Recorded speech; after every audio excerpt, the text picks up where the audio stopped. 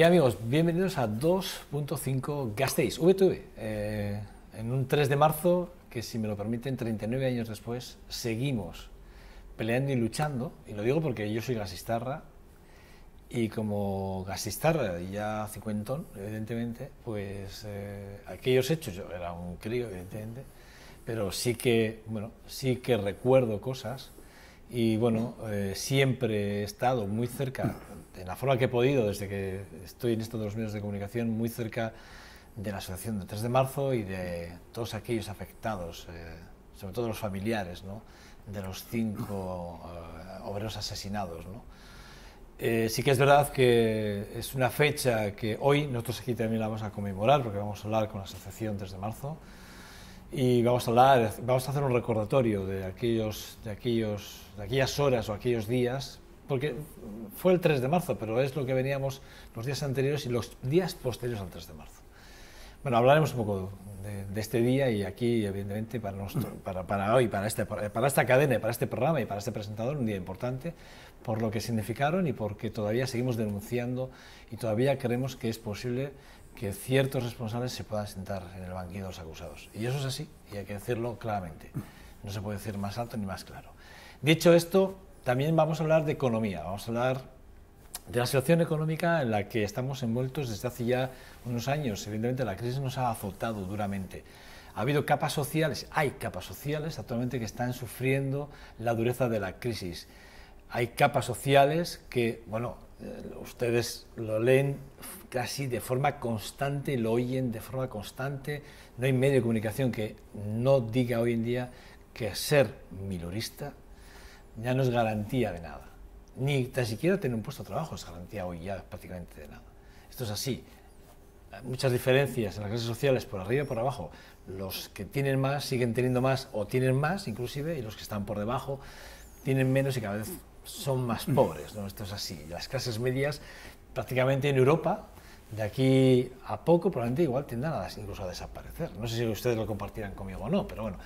De esto, de la situación laboral que vivimos en Euskadi, evidentemente, el tipo de contrato en el que nos bandeamos todos los días, ¿no?, la precariedad laboral, si me lo permiten. Bueno, con todo esto vamos a hablarlo y vamos a hacerlo en profundidad, además de forma muy especial, porque yo hacía con él mucho que no hablaba, no hemos hablado nunca, nos conocíamos, nunca nos habíamos hablado, y él se ríe.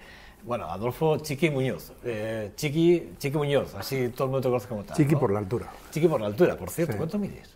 1,93. 1,93, es que yo te tengo mi Y tengo un amigo que me puso ese apodo por la altura cuando tenía 14 años y no me lo han quitado. Bueno, vamos a hablar contigo un poquito de todo esto. Es secretario general de ELA en Euskadi, y bueno, vamos a hablar un poquito de la situación económica de Euskadi. He dicho, el tema de la precariedad laboral, que creo que es, si me lo permites, más incisiva que nunca, ¿no? Probablemente pues, por los recortes a los que estamos siendo sometidos, ¿no?, todos los trabajadores en este país, probablemente. Pero lo primero, si me lo permites, 3 de marzo es una fecha, te comentaba fuera de cámaras, que ayer teniendo una conversación con Andoni Chasco, me recordaba que tú estabas en ese momento muy cerca de él, o trabajabas con él. Sí, él trabajaba en SAF Ibérica y yo trabajaba en Cegasa, y estaban las dos empresas bajo el mismo techo, y nos conocimos entonces, y bueno, hemos seguido manteniendo relación después de aquel fatídico hecho para él, ¿no? Fatídico hecho, sí señor. Digo, ¿cómo es aquel momento? ¿Cómo lo recuerdas? Pues yo era muy joven, yo había empezado a trabajar muy recientemente en Cegasa, en una empresa de Gasteiz que está ahora en muy mala situación. Y a mí el 3 de marzo, con esa juventud, me marcó muchísimo, porque fue entonces cuando entró en la gente que en Gasteiz estaba alrededor de ELA, fue mi opción, y la lucha obrera de entonces, por los derechos de entonces, que son derechos de ahora, la pelea es la misma, a mí me marcó y me llevó al mundo sindical. Y yo al 3 de marzo, aparte de la denuncia por lo que sucedió y por la falta de justicia posterior, sí le tengo que agradecer mi conciencia de clase. Increíble. Sí. Bueno, la verdad es que parece que hay hechos que deberíamos de olvidarlos y que nos marcan a veces en forma negativa, pero en este caso... No, todos los lados negativos tienen su parte positiva, y en este terreno ojalá la coyuntura actual germine conciencia sindical, social y política para provocar cambios que ya necesitamos, ¿no? es una coyuntura apropiada para eso y hay que resistir y hay que persistir en que en situaciones de muchísima dificultad se pueden obtener energías para eso, para buscar un equilibrio distinto al que nos imponen. ¿Cómo veis la situación actual vosotros desde el sindicato? O sea, quiero decir, así, muy global, luego ya vamos a entrar un poco más en detalle, pero globalmente, porque las políticas que marca España, las políticas que marca Europa, que ya marca más Europa que España, en ese sentido, y las políticas, digamos, incluso las reformas que se quieren acometer desde aquí, desde Euskadi. ¿Cómo ves la coyuntura ahora mismo en lo económico? Bueno, es difícil el resumir, ¿no? Pero yo diría que en Europa hay un entramado político-económico muy bien relacionado. No se puede entender lo que sucede si no concluimos que el poder económico tiene un gran control y una gran influencia en la política, en la élite política. Y a partir de ahí, con el entramado construido, pues se terminan condicionando únicas alternativas, ¿no? Creo que vas al gobierno vasco, vas al gobierno de Navarra, o vas al gobierno de Madrid, o vas a Grecia, y los gobiernos que están o han estado, todos dicen, es que esta es la única política posible, ¿no?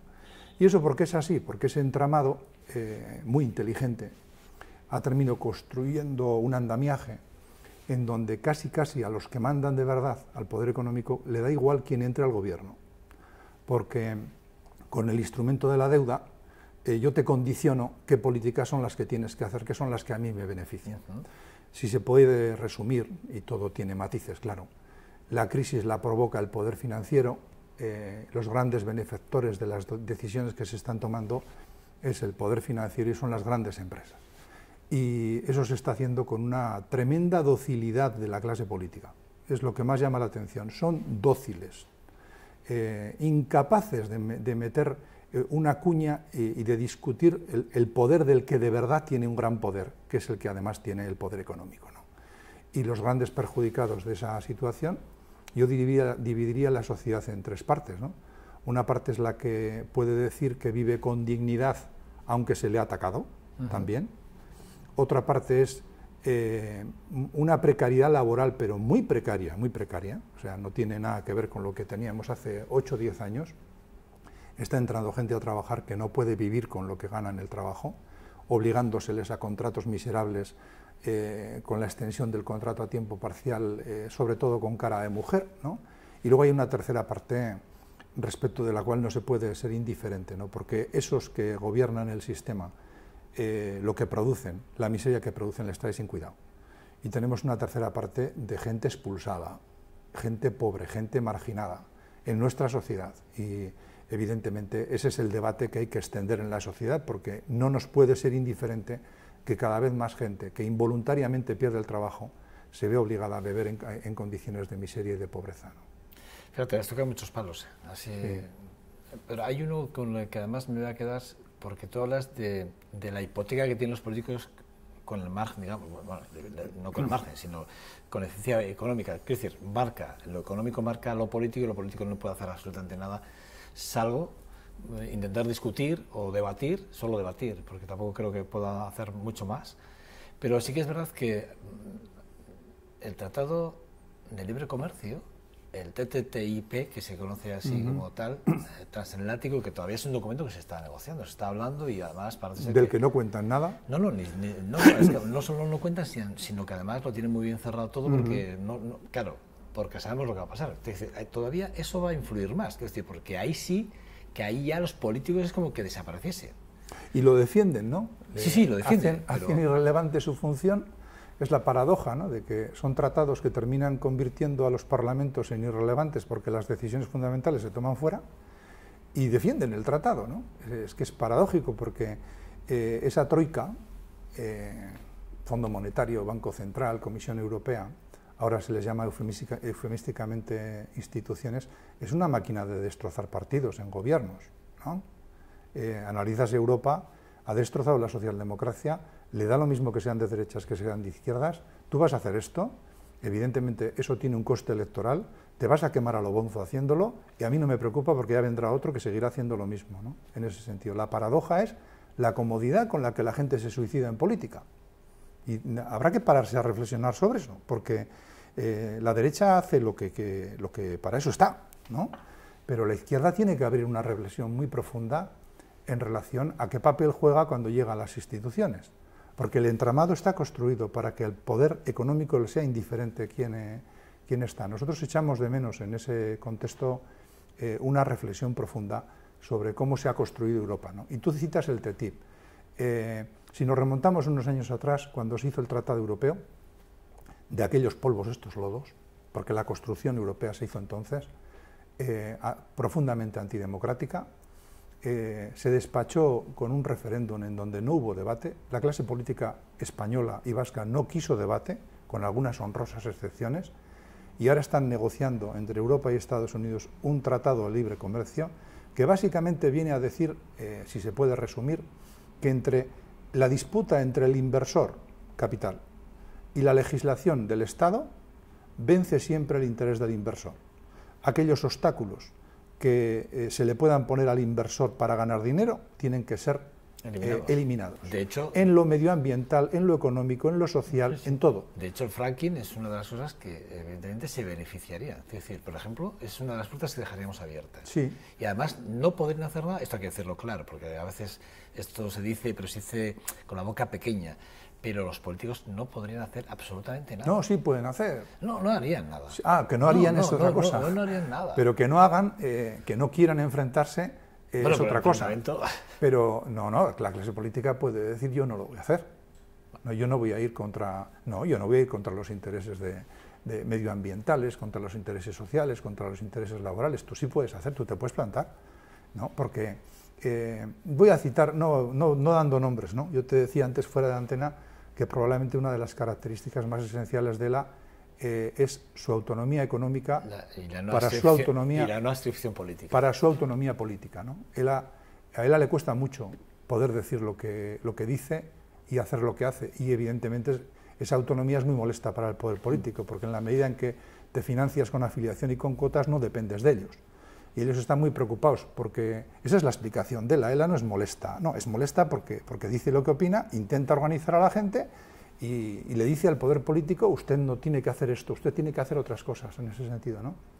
Y resaltar el valor que tiene esa autonomía política. Pero hace poco, en una reunión con un partido, le decíamos, ¿esto que habéis escrito es vuestro programa? Y nos dijo, no, eso no, estamos recopilando opiniones, estamos reuniéndonos con agentes sociales, sindicales, con la gente que lo está pasando muy mal, vamos a hacer un programa muy grande, va a ser un programa muy potente, ya lo vais a ver, ¿no? ¿Y cuál es vuestro objetivo? Dice, no, nuestro objetivo es entrar al gobierno, y si para entrar al gobierno hay que relativizar el programa, lo vamos a relativizar.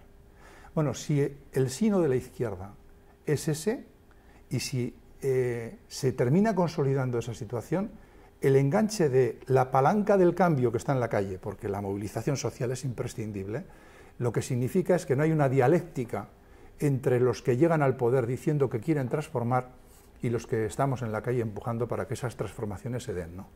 Y nosotros echamos de menos, y nos parece en esta coyuntura clave, nos parece clave, la falta de reflexión en las fuerzas políticas de izquierda respecto de qué entramado se ha construido, porque es verdad que es muy difícil cambiar las cosas, pero si no hay reflexión sobre esto, no es que no va a ser difícil, es que va a ser imposible. Y si la derivada de que tú relativizas el programa por estar en el gobierno es que te termina importando en negativo la interpelación social, la interpelación sindical, la interpelación de la calle, la izquierda no tiene salvación. No tiene salvación. De hecho, yo creo que uno de los problemas que tiene Europa, España, y creo que ahora mismo sí, Europa y España, es que la izquierda ha desaparecido por completo. No, pero la izquierda sociológicamente está, hombre. La cultura de izquierda... Pero la cultura no existe, pero hay que trabajar la cultura de izquierda. Hay que trabajarla en los espacios sindicales, sociales y políticos. Nosotros queremos una relación dialéctica con la política que acepte la autonomía del sindicato para interpelarle. Si la política, como se nos ha dicho, por ejemplo, en el debate de las reglas de juego, ¿no? El gobierno acaba de crear una mesa de diálogo social, la creó con la minoría sindical, igual que Rajoy en España o que Barcina en Navarra. Es una minoría sindical muy dócil, muy dependiente de las fuentes de financiación públicas, y nosotros, que siempre le hemos demandado al gobierno vasco que respete las reglas de juego democráticas, en este país hay elecciones sindicales, la mayoría sindical no la tiene en comisiones y UGT, se nos ha dicho una cosa tremendamente dura.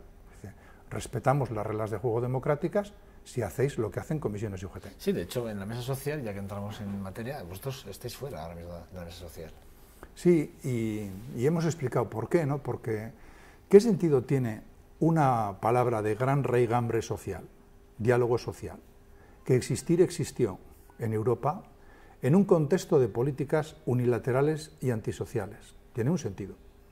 Tiene dos, probablemente la búsqueda de fuentes de financiación por parte de la patronal y de los sindicatos que participan, y por otro, dar apoyo a las políticas del gobierno, ¿no? Nosotros hemos estado con el nuevo consejero en una reunión que para nosotros ha sido una reunión positiva, porque siempre que hablas es bueno, pero sobre todo porque certificas, ¿no? Cuando se le plantea al consejero el debate fiscal, debate esencial, ¿no? Y se le plantea el diferencial de presión fiscal que tenemos con la media europea como consecuencia de las políticas de connivencia que nuestras haciendas tienen con el fraude fiscal y las reformas que se han hecho en tiempo. Y le decimos, ese debate es imprescindible, y nos dice el consejero, es clave, y no solo lo opino yo en el gobierno, lo opina más gente, pero ni yo, ni el gobierno podemos hacer nada. Y uno se pregunta, ¿y quién puede hacer algo?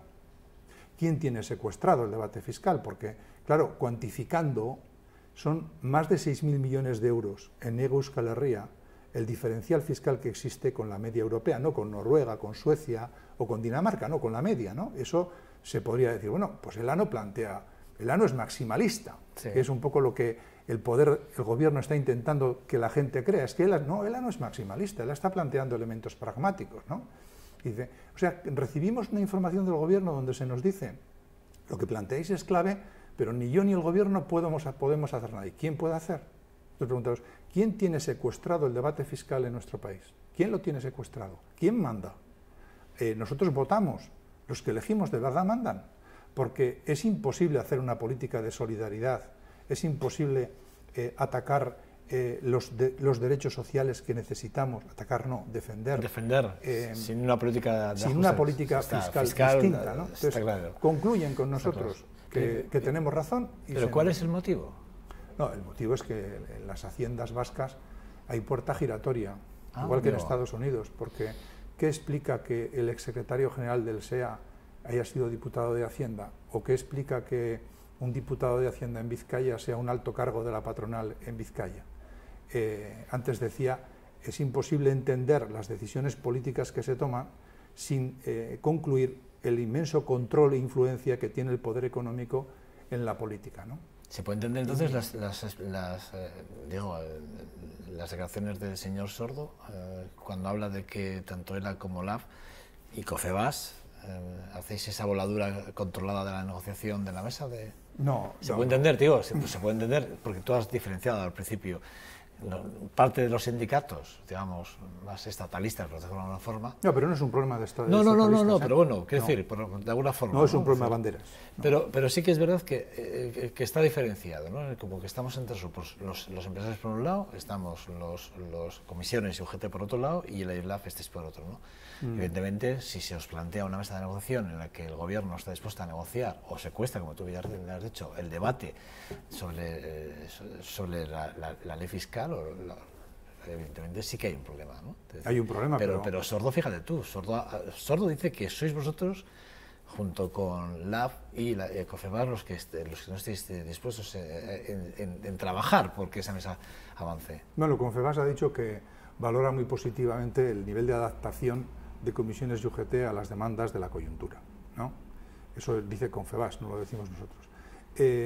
Hay que analizar los pasos que se han dado, ¿no? Porque ese diálogo social, desde nuestro punto de vista inexistente, que existe en todo el Estado español, en Euskal Herria igual, ¿no?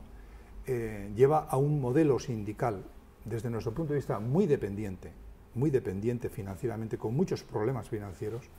Mira lo que está pasando en Andalucía, lo que está pasando en Madrid. Lleva a una posición de mucha camaradería con el poder económico, con el poder político. Por ejemplo, hace 3 años y pico se firmó un acuerdo antes de la reforma laboral en Madrid, acuerdo por la negociación colectiva, y esos dos sindicatos lo vendieron diciendo, este acuerdo evita la reforma. Bueno, la reforma ha llegado. Sí, no sé, ¿no? Que desde esas organizaciones sindicales, a quien intenta resistir y organizar a la gente, porque el debate de la negociación colectiva es y va a seguir siendo un debate de relación de fuerzas. No se negocia porque quieren, no, se negocia si tienes fuerza, ¿no? Pero que se pretenda echar en culpa a quien intenta organizar a la gente nos parece un desatino, ¿no? Porque no se evitó la reforma. Y no contextualizar el efecto brutal que han tenido la reforma, la de Zapatero y la de Rajoy, en el desequilibrio de fuerzas en la negociación colectiva, nos parece que eso no se puede obviar. Y a partir de ahí el movimiento sindical se tiene que interrogar muchísimo y en clave organizativa a la gente del mundo del trabajo le tiene que decir que se organice. Y él a lo que le dice a la gente del mundo del trabajo, si como plantea la patronal guipuzcoana y indirectamente todo Confebask, las relaciones las quieren empresario-trabajador individual, nos van a ganar. El sindicalismo lo que tiene que hacer es trabajar la defensa colectiva. Los derechos que hemos tenido los hemos tenido porque colectivamente hemos sido capaces de pelear. Y el sindicato es defensa colectiva, ¿no? Y eso es organización. Y hay que reclamar la palabra organización en clave sindical. Y eso es sindicalización de los ámbitos. Y el sindicalismo tiene que ser fuerte. Y la coyuntura es apropiada para que recuperemos los valores históricos del movimiento sindical. Hay que pensar en nuevas formas de trabajo, sí, pero fundamentalmente el movimiento sindical lo que tiene que hacer es recuperar sus orígenes. ¿Cuál es nuestra función? Es ser obstáculo. La función del sindicalismo en esta coyuntura es ser obstáculo organizado a la precariedad laboral y a la precariedad social. Ese es el papel que la quiere jugar. Con Ángel Toña, la relación, bueno, ya vimos que en cuanto se puso en entredicho su capacidad de poder estar en el gobierno, evidentemente, salís en defensa de una actuación del consejero. Sí, de una actuación concreta del consejero. Sí, porque una cosa es que en relación a su papel en aquel concurso, nuestro sindicato y el resto... Bueno, esto lo habéis alabado, porque sí, valorásemos aquella actuación. De forma positiva. Y otra cosa es que el Lehendakari ha nombrado consejero a Ángel Toña y a partir de ahí es una decisión de gobierno. Es un cambio de una persona en el gobierno. Pero como él bien dice en las entrevistas que ha dado, él hace suyo el planteamiento del gobierno y hace suya la política del gobierno, y la entrada de una persona en el gobierno no va a cambiar la política del gobierno, ¿no? Nosotros queremos hablar de la política del gobierno, porque cuando el consejero dice, por ejemplo, este y el anterior, tenemos un problema en la negociación colectiva, y dice, ¿y eso es en el sector privado? No, hombre, no. Es en el sector privado que se le ha hecho una reforma a la medida de la patronal que dice no tengo necesidad de negociar porque la ley me lo da todo. Eso es lo que dice Confebask y la COE. Sí. Pero ¿y el sector público? ¿No? El sector público, el empresario es el gobierno. Y en el sector público, en Osakidecha, en Irakaskuntza, en EITB, el gobierno ¿qué está haciendo? Destruyendo empleo. Recientemente ha habido un conflicto en EITB, en las radios, por destrucción de empleo, ¿no? Y negar radicalmente el derecho a la negociación colectiva. Los empleados públicos, los directos y los que por subcontratas están perdiendo un montón de condiciones, han perdido más de un 18% de poder adquisitivo en los últimos años. Entonces, nosotros al gobierno le decimos, dice, bueno, usted cuando va a hablar de negociación colectiva, habla de la negociación colectiva en el sector privado. ¿Podría usted dar ejemplo en el sector público, ¿no? Y sin embargo eso no existe, ¿no? Nosotros al gobierno, en la constitución de la mesa de diálogo social, en términos políticos vemos un gobierno con muy poco pulso político, se podría decir a lo fácil, que es darle cobertura a una patronal como Confebask, que ha puesto por escrito, que tiene como objeto que se ilegalice a ELA y a LAB, aprovechando una reforma en el Estado que se planteaba. El gobierno sabe que ese documento existe, no se lo ha pedido, y le da legitimidad a una patronal de esa naturaleza, golpista en el terreno de las relaciones laborales, le da cobertura creando esa mesa de diálogo social, ¿no? Tremendo, ¿eh? Sí, es muy fuerte. A veces me parece tremendo. Pero es que... Si es así, ese documento existe. Pero esa patronal, y esto también el gobierno comparte con nosotros, esa patronal tiene una representación otorgada. No tiene afiliación, no tiene representación y vive del dinero público. Y a partir de vivir del dinero público es un lobby que tiene una inmensa fuerza que se le reconoce, no porque la tenga, sino porque se le reconoce, para que vete los debates sociales que importan a la gente y para que bloquee la negociación colectiva. O sea, pretender decir que nosotros, que queremos ser un obstáculo organizado contra los deseos de esa patronal, somos el problema, pretender hacer a la gente de que nosotros estamos en planteamientos maximalistas. No, nosotros somos muy pragmáticos. Lo que pasa es que en la política de este gobierno no hay nada más allá de teatro y más allá de propaganda. Y nosotros queremos hablar de las cosas de verdad. Y si quieren hablar de cosas de verdad, nosotros somos un interlocutor para hablar de esas cosas. Dice, bueno, el Colegio Vasco de Economistas hace poco sacaban un informe en el que hablaban de que el 43% de los economistas del colegio, de la Comunidad Autónoma Vasca, hablan que la situación en Euskadi, la situación económica en Euskadi, mejorará en los próximos 6 meses. Y hay un 59%, que es lo que me ha sorprendido, que dicen o creen, del Colegio de Economistas, que dejar de pertenecer al Estado español, la situación empeoraría. Este es un dato que conocíamos hace unos días. No sé si tenéis conocimiento de ello, pero realmente esto es así. Quiero decir, en 6 meses la situación en el País Vasco va a mejorar tanto como dicen los economistas. Yo hace poco leía una entrevista que le hacían a un escritor americano que ha escrito un libro muy recomendable, El desmoronamiento, y decía que en Estados Unidos se crece a un ritmo del 4% el PIB, 3-4%, pero que la gente no lo nota, ¿no? Yo creo que hemos entrado en una fase, los gobiernos están ahí, y la patronal y el mundo económico también, en donde es compatible crecimiento económico con más desigualdad.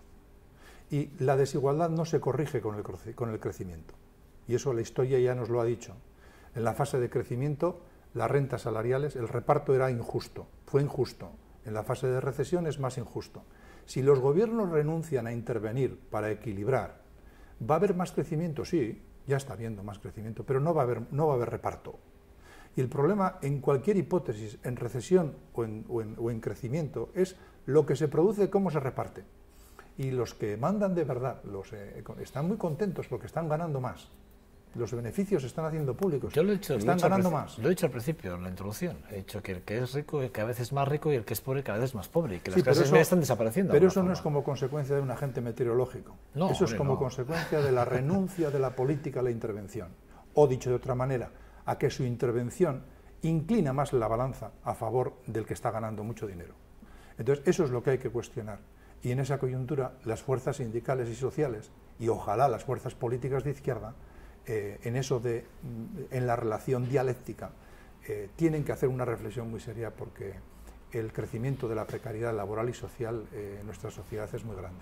Fíjate, hablas del PIB, del PIB, vamos, el PIB vasco cerró con 1,2 en 2014 y el empleo en un 0,3, o sea, en un momento, es decir, siempre intentando mantener el tipo con referencia a otros años.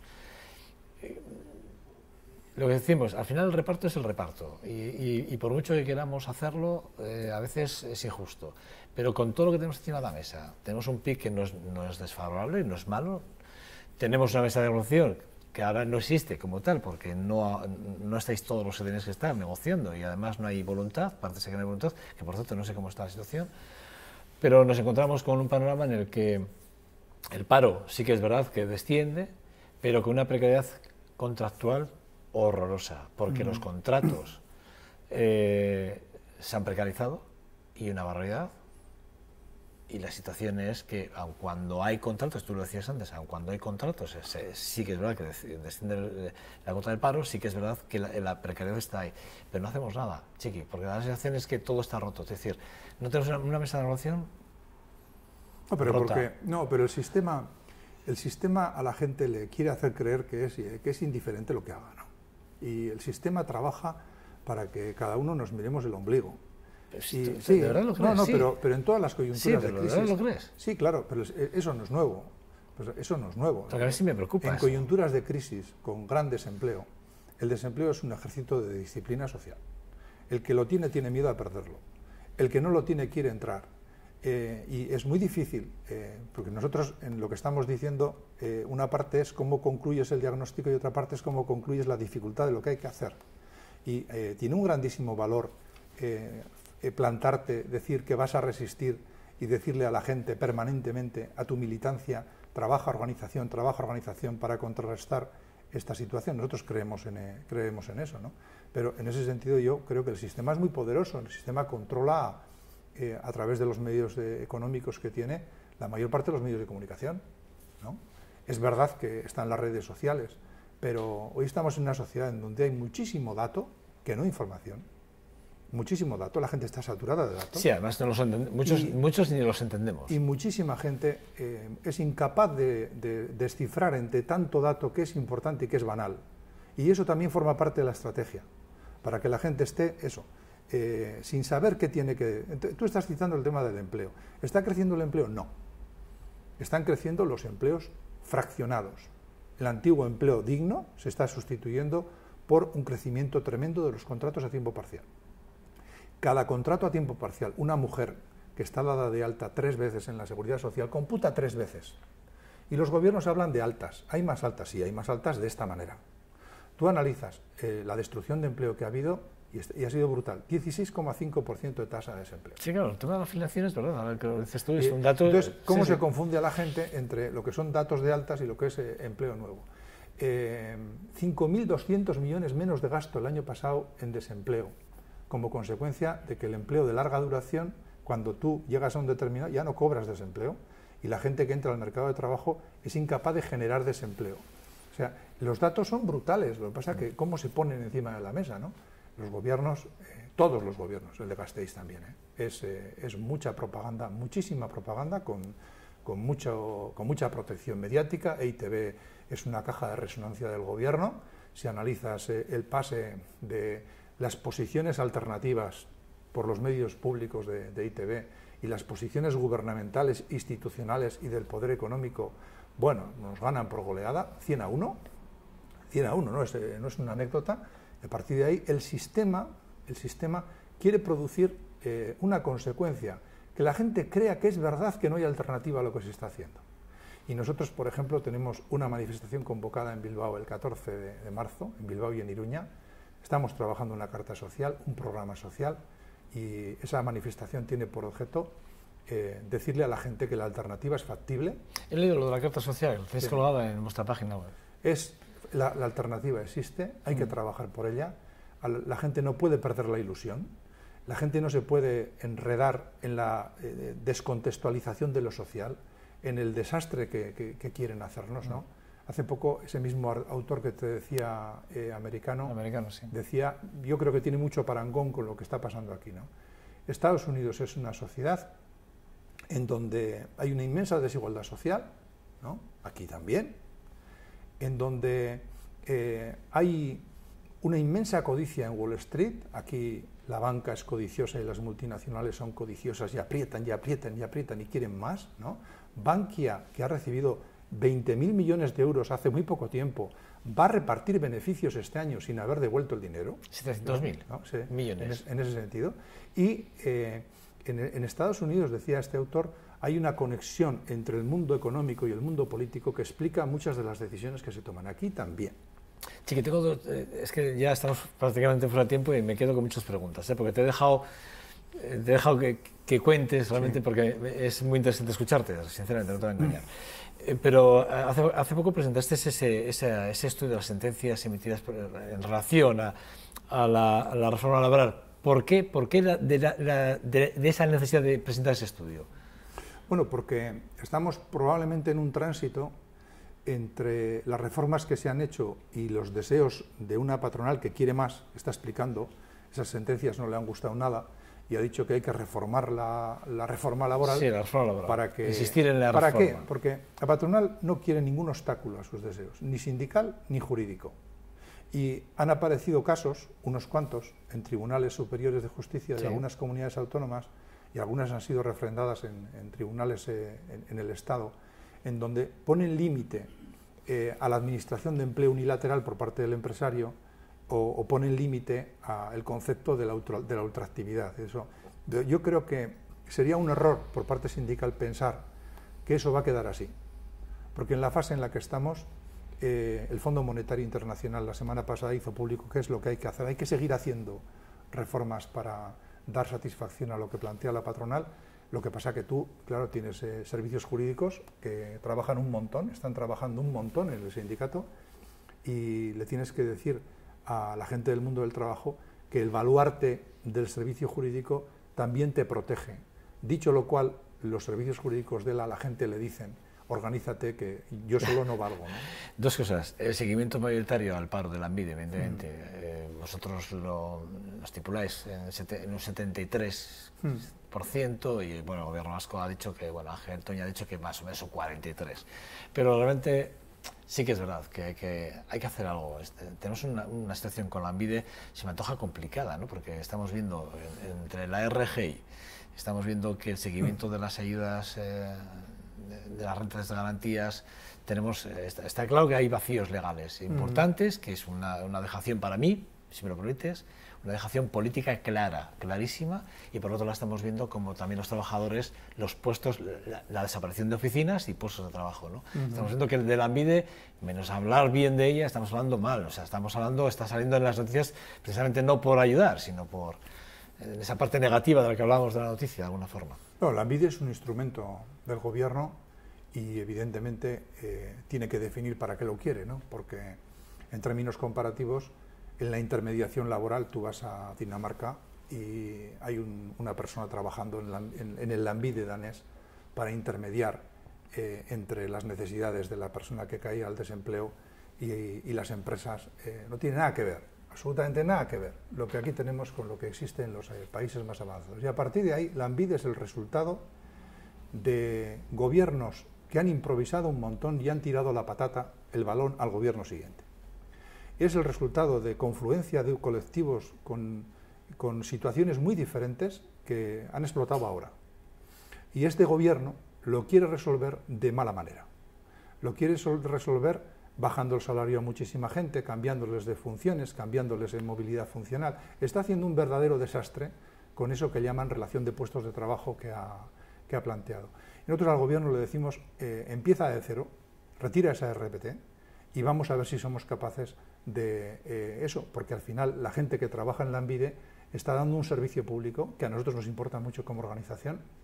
Hay muchísima gente que demanda servicios en Lanbide, hay que hablar de esos servicios, qué servicios son, qué prestaciones se dan, y esas prestaciones, entre otras cosas, se han reducido. Recordar que en tiempos de López la RGI se redujo un 7% y las condiciones de acceso a la RGI se empeoraron, sí. Se empeoraron. De todo el debate que tenemos en esta ciudad vitoriana tan querida por nosotros, tenemos un alcalde que está haciendo de cruzada utilizando lo que está pasando en otras latitudes europeas, ¿no? El sentimiento en crisis de que el que viene de fuera me quita lo que es mío, ¿no? Hemos citado los elementos de fraude fiscal que existen. De los cuales no hemos hablado en profundidad, por cierto. De los cuales no hay debate social. Me lo quedo pendiente. Pero yo en comparación digo, pues hay fraude en la RGI, si hay que se combata, claro, faltaría más. Pero donde de verdad hay fraude y donde no quieren que eso sea un debate social es en el tema de la fiscalidad. ¿Qué vamos a hacer con la mujer? Tenemos un problema con la mujer. La mujer sigue siendo ese punto en el que no nos ponemos nunca de acuerdo. Sigue cobrando menos que el hombre en igualdad de condiciones y categorías. Y es una cosa que sigo sin entenderla. Pues es muy sencillo de entender. Y en esta coyuntura, si la mujer protagoniza los contratos a tiempo parcial, que fundamentalmente es mujer, si ese fraccionamiento que se está dando, la mujer que se incorpora, porque hoy el dato paradójico es que en el acceso al empleo está accediendo más mujer que hombre, pero en unas condiciones muy miserables, muy precarias. Y en esta coyuntura el sistema, el capital, quiere que la mujer desempeñe ese papel, y ese papel está peor retribuido y ese papel está más discriminado que pero el entiendo, hombre. yo no lo entiendo, de verdad no lo entiendo, Chiqui, porque es una cosa, no acabo de, o sea, hombre-mujer, mismo contrato, misma categoría, mismas funciones, sí, y diferencia salarial. Dices, pero vamos a ver, eso es de juzgado, vamos, o sea, sí, Joseba, es de libro. Tenemos la sociedad mejor formada de toda la historia y nuestros jóvenes aceptan que su salida está en el extranjero, porque aquí no se les da oportunidades.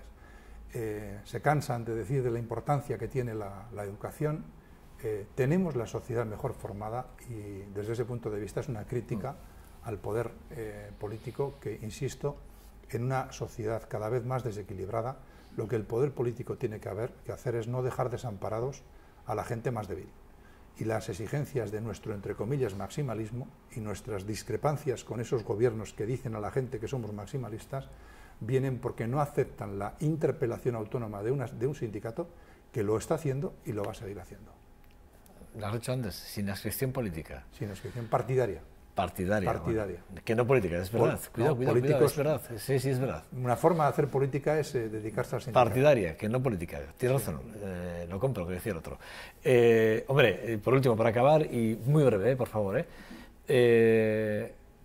el hecho de que hayáis hecho público que ibais a juntaros, a reuniros, a estar con Arnaldo Otegi o visitar a Arnaldo Otegi, ha hecho que no os dejen, que a mí me ha parecido súper fuerte, que alguien quiera ir a visitar a un preso y no puede ir a visitarlo. Es decir, quiero decir, no sé, y parece ser que el hecho es que lo habéis hecho público.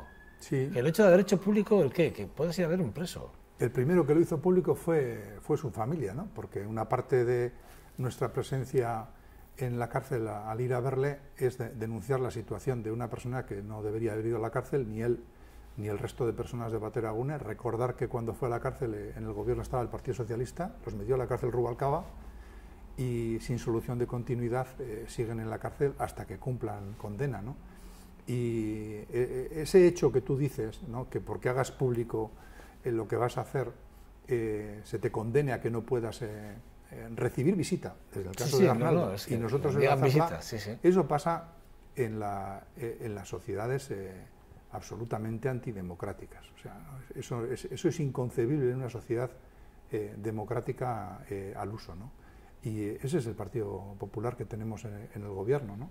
Nosotros vamos a seguir intentando ir a verle, mostrarle nuestra solidaridad personal y como organización, y de verdad deseando que esté en la calle cuanto antes y que se pueda dedicar a lo que debía haberse dedicado durante todo el tiempo que ha estado en la cárcel, ¿no? Bueno, Adolfo Chiqui Muñoz, secretario general de ha sido un placer. Un verdadero placer. La verdad es que nos hemos ido de tiempo, pero ahora ha tenido que aguantar al equipo, pero yo creo que merece la pena, ¿vale? Muy bien. Que tu casa, cuando quieras. Yo siempre le ofrezco este canal, esta televisión y este espacio a todo aquel que quiera venir a contarnos algo, y tú lo has hecho ha sido un verdadero placer, de verdad. Muy bien, me alegro mucho. Seguimos en contacto, ¿vale? Vale. Bueno, Chiqui. Bueno, a ustedes nada, les espero en 2 segundos. Vamos rápidamente a la tertulia, que ya nos están esperando los contertulios. Vamos a hablar de la religión y de la incidencia de la religión, la cultura de la religión en este país, que también se las trae, también tiene lo suyo. Hasta ahora.